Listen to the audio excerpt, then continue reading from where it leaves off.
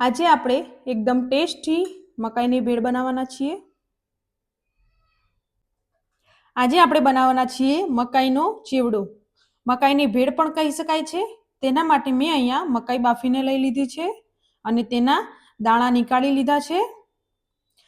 એક ઝીણી સમારેલી ડુંગળી, લીલા મરચાં, કેપ્સિકમ, ટામેટા અને એક લીંબુ લઈ લીધું છે અને મેં અહીંયા આલુ સેવ લઈ લીધી છે।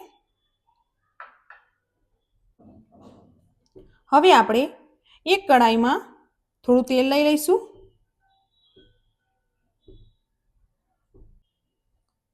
તેલ ગરમ થઈ જાય તે પછી આપણે લીલા મરચાં એડ કરી દઈશું।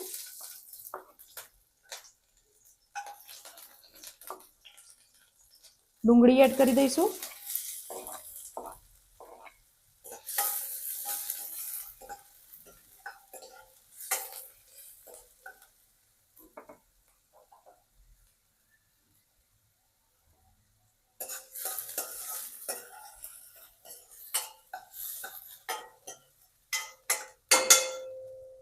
કેપ્સિકમ એડ કરી દઈશું આપણે।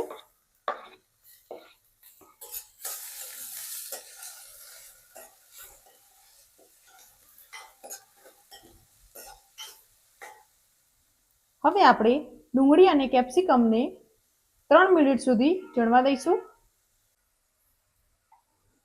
સ્વાદ પ્રમાણે મીઠું એડ કરીશું। એકદમ અડધી ચમચી હળદર, 1 ચમચી લાલ મરચું પાવડર મિક્સ કરી લઈશું આપણે।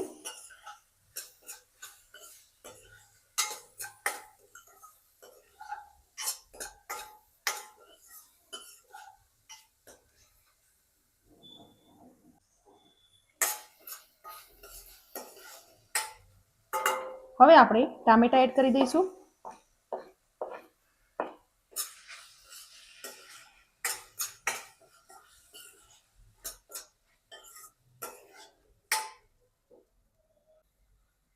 હવે આપણે અડધી ચમચી જેટલો ચાટ મસાલો એડ કરીશું।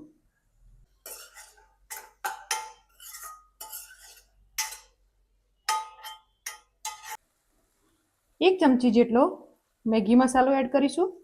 મેગી મસાલાથી આપણો સ્વાદ એકદમ ટેસ્ટી આવે છે। હવે આપણે આ બધાને મિક્સ કરી લેવાનું છે।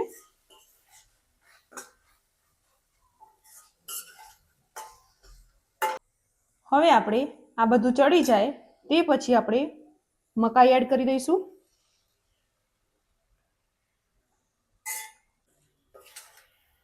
આ બધાને આપણે મિક્સ કરી લઈએ।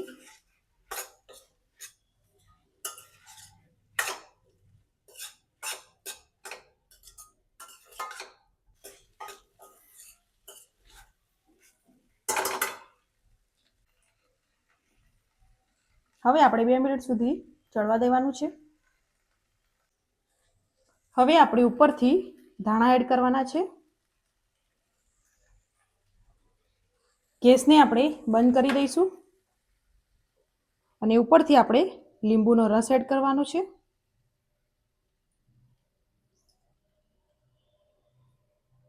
હવે આપણે આ બધાને મિક્સ કરી લઈશું।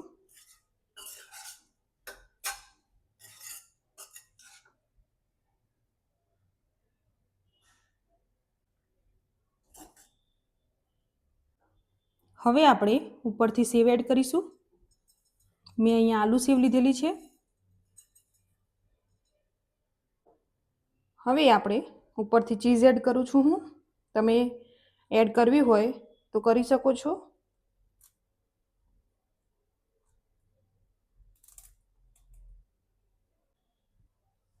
આપણી મકાઈની ભેળ રેડી થઈ ગઈ છે।